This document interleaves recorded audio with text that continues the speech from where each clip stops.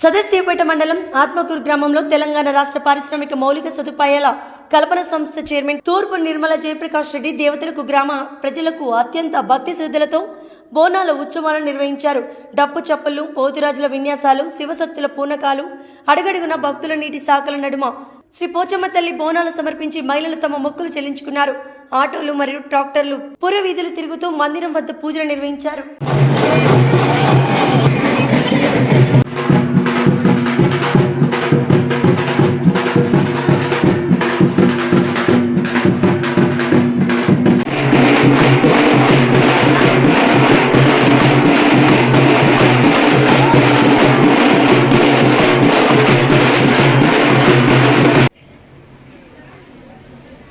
మరి ఈ ఆషాఢ మాసంలో బోనాల పండగ మరి ఆత్మకూరు గ్రామంలో జరుగుతుంది కాబట్టి నన్ను ఆహ్వానించినందుకు వాళ్ళందరూ కూడా ముందుగా నమస్కరిస్తూ మరి అమ్మవారి ఆశీస్సులు అందరి మీద ఉండాలి.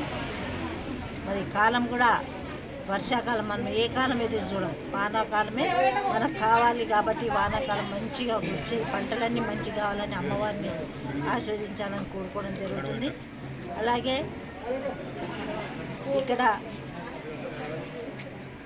ఏది ఏమైనా అమ్మ మనల్ని కాపాడుతుందనే నమ్మకం కూడా ఈ ఆషాఢ మాసంలో మనం మొక్కుకుంటాం.